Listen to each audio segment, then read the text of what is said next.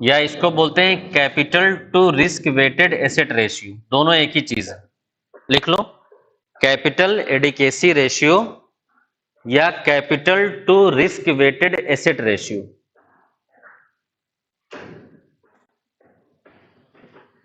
Capital adequacy ratio या capital to risk weighted asset ratio,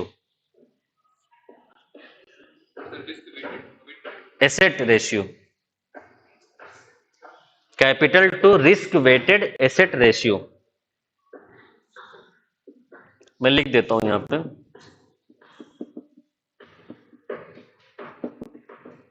capital to risk weighted asset ratio. देखो नाम से तुम्हें पता चल गया होगा कि ये किस चीज का रेशियो है, कैपिटल का रेशियो है और रिस्क वेटेड एसेट का रेशियो। इसको मैं शॉर्ट में तुम्हें समझाने के लिए रिस्की एसेट लिख देता हूं कि जो रिस्की एसेट है उसका रेशियो है। रिस्क वेटेड मतलब क्या होता है, जो रिस्क है उसको अलग अलग वेट असाइन किया जाता है। तो उतना डिटेल में मत जाओ, बस ये समझ लो कि नीचे क्या है, रिस्की एसेट है। अब ध्यान से समझो, बैंक अगर लोन दिया है तो वो बैंक के लिए एसेट है या बैंक के लिए लायबिलिटी है? बैंक ने लोन दिया है, लिखो यहां किनारे कि बैंक ने लोन दिया है तो वो बैंक के लिए एसेट है। लिखो जल्दी से, लिखो लिखो, नहीं तो तुम लोग सब भूल जाते हो। बैंक ने अगर लोन दिया है तो वो बैंक के लिए एसेट है, ये तो क्लियर है ना। देखो जो लोग क्लास में नहीं आएंगे उनको नहीं क्लियर होगा, तो पुराना क्लास देख लो, उसके लिए बहुत ज्यादा कुछ नहीं कर सकते। नहीं तो एसेट लायबिलिटी साल भर हम पढ़ाएंगे, तुम लोग दो दो दिन बाद आते हो। वैसे मेरा टारगेट होता है कि हर बच्चे को समझ में आ जाए, लेकिन जब बच्चा खुद नहीं समझना चाहता तो उसको कहां से समझाएंगे। अब तुम नहीं आए हो तो पुराना लेक्चर देख के आओ ना, इतना तो रिस्पॉन्सिबल बन सकते हो। नहीं तो फिर एसेट और लायबिलिटी ही हम हर लेक्चर में समझाएंगे, क्योंकि बार बार ये यूज होगा। कितने लोग नहीं थे एसेट लायबिलिटी जब समझाया था? देखो अभी लोग बताएंगे भी नहीं कि हम नहीं थे। नहीं थे ना? पुराना लेक्चर देखो ना, तो तुम्हारे तो पल्ले ही नहीं पड़ेगा ये। ठीक है, कल बताए हैं, हाँ अभी कल ही बताएं। चलो देखो, बैंक जब लोन देती है तो वो बैंक के लिए एसेट होता है, क्योंकि बैंक को फ्यूचर में उस पर इंटरेस्ट मिलेगा। ये सब लोग लिख लो जो लोग नहीं थे। और लायबिलिटी क्या होगी, जो बैंक डिपॉजिट एक्सेप्ट करता है वो बैंक के लिए लायबिलिटी है, क्योंकि बैंक को उस पर फ्यूचर में ब्याज देना पड़ेगा। ये सब लोग लिख लो जो लोग नहीं थे। बाकी अब आगे समझो, देखो बैंक ने जो लोन दिया वो बैंक का एसेट है। रिस्की एसेट क्या होगा, जो लोन बैंक ने दिया है उसके वापस आने के चांस कम है। ये लिख लो, लिखो रिस्की एसेट मतलब क्या हुआ कि बैंक ने जो लोन दिया है उसके डिफॉल्ट होने के चांस ज्यादा हैं, या बैंक ने जो लोन दिया है उसके वापस आने के चांस कम है। लिखो जल्दी से सब लोग, वो रिस्की एसेट है। क्लियर? अब देखो, capital to risk weighted asset ratio या कैपिटल एडिकेसी रेशियो क्या होता है कि बैंक का जो कैपिटल है अपॉन बैंक का जो रिस्की एसेट है, इसका रेशियो है। क्लियर? अब तुम लोग क्वेश्चन बताओ, तुम लोग अपना पैसा किस बैंक में जमा करोगे? जैसे मान लो दो बैंक है, हम लोग मान लेते हैं कि दो बैंक है, बैंक ए और बैंक बी, है ना। बैंक ए का जो कार है वो है 12% और बैंक बी का जो कार है वो 8% है। इंटू 100 करोगे तो परसेंट निकल आएगा। ठीक है, अब तुम लोग बताओ, ये दोनों बैंक है, तुम अपना पैसा अगर तुम्हें जमा करना है तो ए में जमा करोगे कि बी में? सोच समझ के बताना, ऊपर फार्मूला रखा हुआ है देख लो, सब कुछ साफ साफ लिखा हुआ है। मैं साइड में हट जाता हूं, चलो अब देखो, ये है रिस्की एसेट और ये है कैपिटल बैंक का। कार क्या होता है, कैपिटल अपॉन रिस्की एसेट का रेशियो। अब दिमाग लगा के बताना, तुम्हें पैसा जमा करना है तो बैंक ए में जमा करोगे या बैंक बी में? यहां देखो, मुझे नहीं, कैलकुलेट कर लो।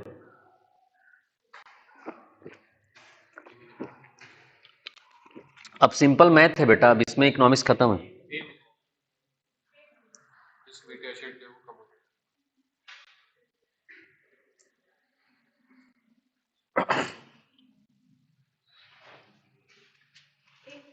हो गया? कितने लोग हो जो ए बता रहे हो? ये तो पूरी क्लास ए बता रही है। बी वाले कितने लोग हो? 1 2 3, 3 लोग बी वाले हो। बाकी बाकी कहीं के नहीं, जिधर सर बता देंगे उधर के। चलो चलो, अब समझ लो। देखो, ए वाले जो बताए हैं उनका आंसर सही है। ये सिंपल मैथ है। अब अगर तुम नहीं समझ पाए हो तो मतलब मैथ्स में प्रॉब्लम है तुम्हें, है ना? किसी बैंक का ए अगर 12% आ रहा है तो उसका मतलब क्या हुआ कि उसका कैपिटल ज्यादा है और रिस्की एसेट कम है ना? तभी तो ये ज्यादा आएगा। और अगर ये बी 8% आ रहा है तो मतलब इसका रिस्की एसेट ज्यादा है और कैपिटल कम है। ये सिंपल मैथ है, इसमें इकोनॉमिक्स नहीं है। ठीक है? जैसे मान लो हम ये ए और बी निकाल रहे हैं, दो चीज। अब ए का कैपिटल है 50 और इसका रिस्की एसेट है 10, और बी का कैपिटल है 50 और इसका रिस्की एसेट है 20। ऐसे मान लो। तो ए का कितना निकल के आया? 5। और बी का कितना निकल के आया? हाँ, 2.5 निकल के आया ना। ए का ज्यादा है, बी का कम है, तो पैसा कहाँ जमा करोगे? यहीं से समझ लो। ये सिंपल मैथ से नहीं समझ में आ रहा तो ये बना लो, बना लो सब लोग जल्दी से इसको। ये यूपीएससी में पूछ चुका है ये, है ना? बहुत आसान आसान से क्वेश्चन रहते हैं, बस टर्म्स सब टेक्निकल है तो बच्चे बहुत डरते हैं, क्योंकि पहले कभी सुने नहीं रहते हैं। और उसी डर की दवा हूं मैं। हमें ही साइड लगाओगे, फिर जाके बोलोगे अपन ने सर को साइड लगा दिया। अच्छा देखो, सिंपल तरीका भी है। जिसको मान लो कुछ अभी तक मान लो कुछ भी नहीं समझ में आया है, वो बस इतना याद रखो कि जो तुम्हारे लिए ज्यादा बेकरार है वो तुम्हारे लिए अच्छा है। नहीं? हाँ, ये पॉइंट नहीं समझ में आया? अरे तुम लोग गाने नहीं सुनते हो। जो तुम्हारे लिए ज्यादा बेकरार है, देखो बोलते नहीं है कि उसके साथ रहो जो तुमसे प्यार करता हो, ना कि जिससे तुम प्यार करते हो, है ना? क्योंकि जो तुमसे प्यार करता है तुम उससे प्यार करना सीख ही जाओगे, लेकिन जिससे तुम प्यार करते हो वो तुम्हें प्यार करे ना करे इसकी गारंटी नहीं। तो जो तुम्हारे लिए ज्यादा बेकरार है वो तुम्हारे लिए अच्छा है। तो बेकरार मतलब जिस बैंक का करार तुम्हारे लिए ज्यादा है वो तुम्हारे लिए अच्छा है। तुमको क्या लगा सर लव स्टोरी सुनाएंगे? हम देखो कोई भी चीज ऐसे नहीं बताते हैं, इतना तो तुम्हें आइडिया लग जाना चाहिए अब। तो ये लिख लो कि जो बेकरार ज्यादा है वो अच्छा है। बे मतलब बैंक और करार मतलब जिसका बैंक का करार ज्यादा है वो तुम्हारे लिए अच्छा है। उसी में पैसा जमा कर देना। बाकी जो समझ गए वो बनाओ जल्दी इसको। बनाओ, अभी और पढ़ाना है भाई, जल्दी बनाओ। हाँ, उसको बेकरारी समझा रहे हो?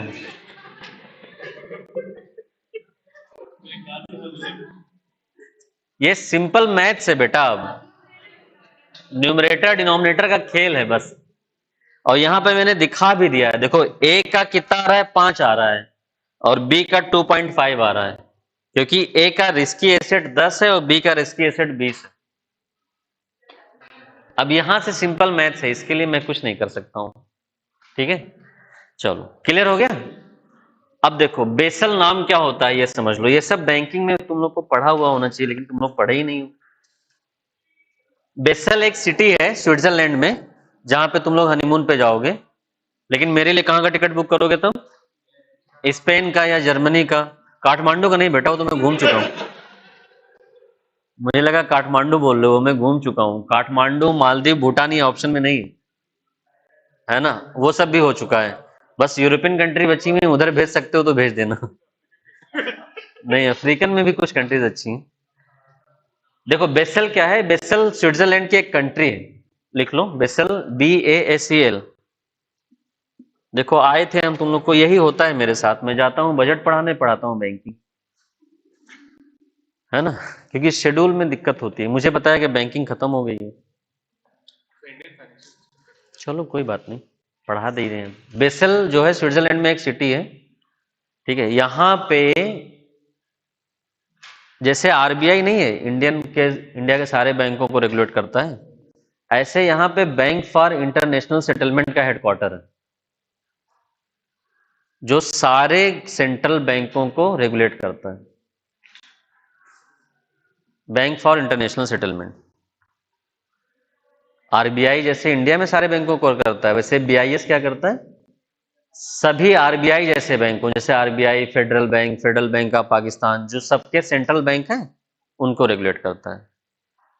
तो बेसल नाम जो है वो कई नाम से, 1 2 3, अभी थर्ड चल रहा है, तो यहां पे लिखो बेसल थर्ड नॉर्म्स के हिसाब से, according to Basel third norms, इसने बोला है कि जितने बैंक हैं उनको अपना कैपिटल एडिकेसी रेशियो 8% रखना है। कितना? 8%।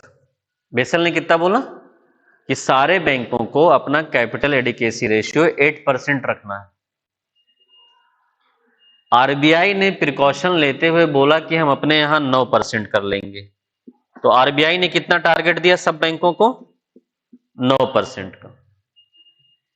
मतलब भारत में जो बैंक हैं उन सभी बैंकों के लिए अनिवार्य है कि वो अपना कैपिटल एडिकेसी रेशियो कितना रखें? 9% रखें।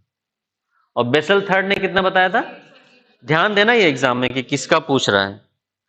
अब देखो, अब आ जाओ बैंक रिकैपिटलाइजेशन क्या होता है, लिखो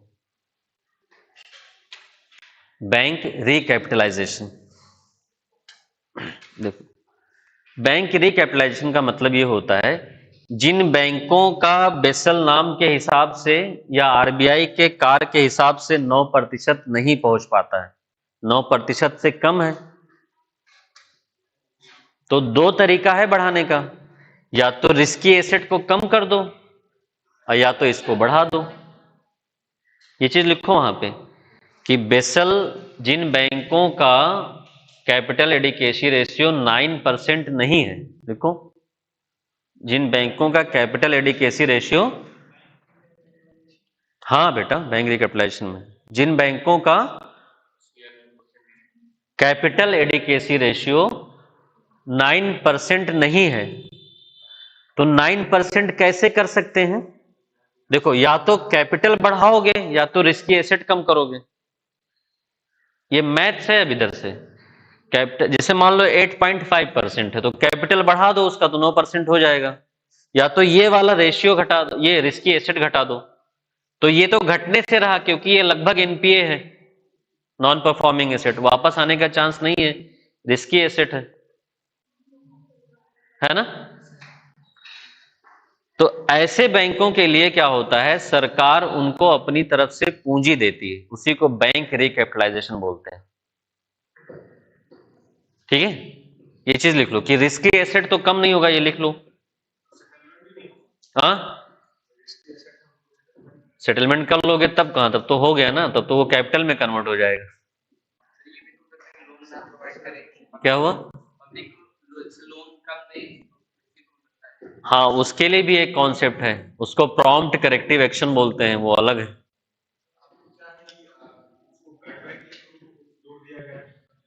तो ये तो बैंक के हाथ से गया ना ये एसेट, तो बैड बैंक ये एसेट खरीद नहीं लेगा, बैड बैंक जो है वो तो इसको खरीद लेगा, तो ये तो इनके हाथ से गया, फिर बचेगा। तो जो रिस्की एसेट है उसी का रेशियो है ये। क्या हुआ?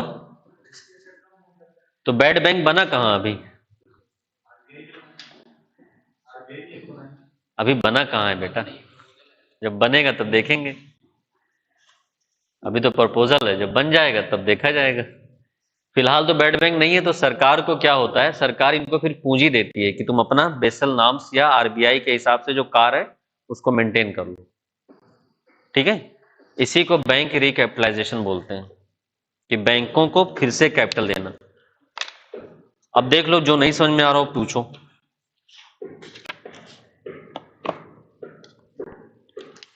क्या क्या बता दिया मैंने आज?